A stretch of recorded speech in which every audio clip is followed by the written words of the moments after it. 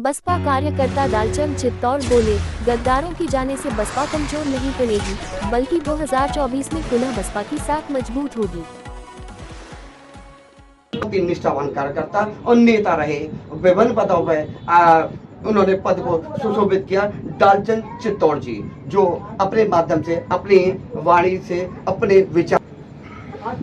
ऐसा है, बहुजन समाज पार्टी एक ऐसी पार्टी है जो सब समाज की पार्टी है। इस पार्टी के अंदर कोई जातिवाद और धार्मिक बातें नहीं है। ये जो पार्टी शासन करती है, कानून के द्वारा कानून का राज स्थापित करने का काम करती है।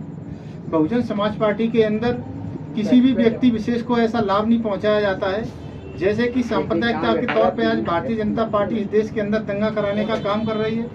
समाजवादी पार्टी के पे एक ठप्पा लगा हुआ है कि मुस्लिम समाज की ज़्यादा हितैषी होती है, लेकिन केवल प्रचार किया जाता है कि मुस्लिम समाज के साथ है, लेकिन सबसे ज़्यादा अगर मुस्लिम समाज को अगर किसी ने धोखा दिया है तो वो समाजवादी पार्टी होती है। ऐसी स्थिति में आज सभी देश और प्रदेश की जनता आज ये समझ रही है कि आज इस देश के अंदर अगर कोई सुख समृद्धि कोई ला सकता है तो केवल एक ही पार्टी है, बहुजन समाज पार्टी, और सभी लोग मिलकर के बहुजन समाज पार्टी के लिए काम कर रहे हैं। और आगे भी जो हमारा कैडर है, जो कैडर के वोट हैं, जो अभी आप हमारे प्रताप सिंह जी से आप कह रहे थे कि वो हमारा वोटर कहाँ खिसक रहा है, हमारे युवा कार्यकर्ता और नीले गमछे में जा रहा है, तो ये तो बाबा साहब ने की विचारधारा को माननीय काशीराम साहब ने आगे बढ़ाया था।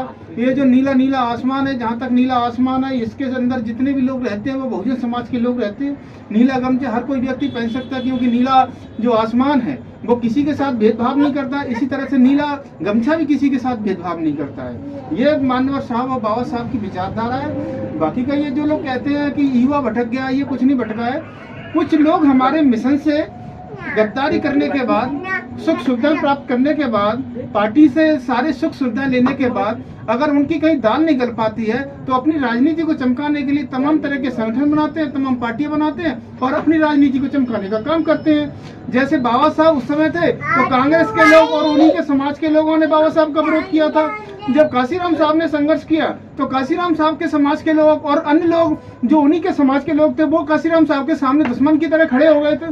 तो जो आदमी निरंतर, जो सामाजिक कार्यकर्ता है, जो आदमी बिल्कुल मिशन मूवमेंट के लिए काम करता है, जो सामाजिक परिवर्तन के लिए काम करता है, तो चंद जो पूंजीवादी लोग हैं वो उसी समाज में से कुछ दलाल पैदा करते हैं। उन दलालों के द्वारा इस समाज को भ्रमित करने का काम किया जाता है। यही काम बीजेपी और आरएसएस और कांग्रेस के लोग कर रहे हैं। किसी तरह से ये जो बहुजन समाज है, ये जो बहुजन समाज इकट्ठा होकर के 2024 में जो अपनी सत्ता प्राप्त करना चाहता है, उस सत्ता से रोकने के लिए आरएसएस और बीजेपी और कांग्रेस के लोगों ने, इन लोगों ने मिलकर के उसी समाज के लोगों को, बहुजन समाज के लोगों को, बहुजन समाज की आगे की राजनीति को रोकने के लिए काम किया कर रहे हैं। और ऐसी कोई बात नहीं है। बहुजन समाज पूरी तरह से समझ चुका है, इस देश के लोग समझ चुके हैं कि आगे चल करके 2024 में बहुजन समाज पार्टी अपने अस्तित्व को बचाएगी नहीं, अपने अस्तित्व को इन लोगों को बचाने के लिए मजबूर कर देगी कि बहुजन समाज पार्टी एक बड़ी ताकत के साथ 2024 में उभर करके आएगी और बिना बहुजन समाज पार्टी के इस देश का कोई प्रधानमंत्री नहीं बन पाएगा। मुझे ही निशब्द कर दिया गया,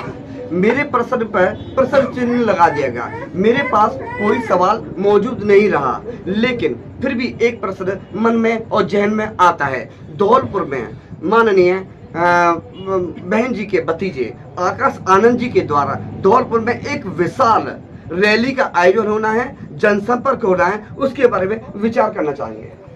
ऐसा है, आकाश आनंद जी को माननीय बहन जी ने उन्हें 4 राज्यों का प्रभारी घोषित किया गया।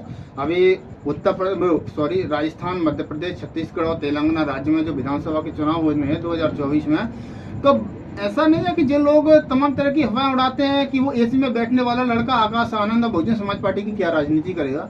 बहन जी ने उसको, आकाश आनंद जी को इसलिए क्षेत्र में उतारा है कि पहले तुम जाओ गली गली में घूमो, कार्यकर्ताओं से रूबरू हो, उनके दुख को समझो। जब आप दुख को समझ जाओगे, जब वास्तविकता को समझ जाओगे, जब तुम आगे की राजनीति करना। अगर वो अपने कर्मों से, अपने कार्यों की विधि से अगर लोगों को संतुष्ट नहीं कर पाते हैं, अगर इन 4 राज्यों में बहुजन समाज पार्टी का अच्छा बेस वोट नहीं बना पाते हैं, अच्छी सीटें नहीं ला पाते हैं, तो ऐसे आकाश आनंद जी की बहुजन समाज पार्टी को, माननीय बहन जी को जरूरत नहीं है। माननीय बहन जी ऐसे नेता को तैयार करना चाहती हैं जो इस बहुजन समाज पार्टी को आगे बढ़ाने का काम कर रहा है। तो अभी तो बहन जी के द्वारा उनको ट्रेनिंग प्राप्त की जा रही है, वो ट्रेनिंग में कितना सफल होते हैं। ये 4 राज्यों के जो चुनाव आ रहे हैं, इनका जो रिजल्ट आएगा उस रिजल्ट से उनके बारे में पता चल जाएगा कि उन्होंने कितनी मेहनत की है, पार्टी के लोग उनसे कितने जुड़े हैं, निष्ठावान कार्यकर्ता हैं। आज वो कार्यकर्ताओं की तरह, एक आम आदमी के कार्यकर्ता की तरह वो आज बहुजन समाज पार्टी में काम कर रहे हैं, गली गली में घूम रहे हैं। तेलंगाना देखिए, छत्तीसगढ़ देखिए, राजस्थान देखिए, MP में देखिए। जमीनी हकीकत कार्यकर्ताओं की कार्यशैली पूर्ण रूप से एक कठोर पहाड़ की तरह नजर आती है। बहुजन समाज पार्टी के प्रति निष्ठा पूर्वक कार्य करने का साहस, तन बंधन से सहयोग करने का काम करने वाले बहुजन समाज पार्टी के कैडर कार्यकर्ताओं की आज जो वाकया था आपके सामने प्रस्तुत किया। शेयर एंड बात करके रिपोर्ट।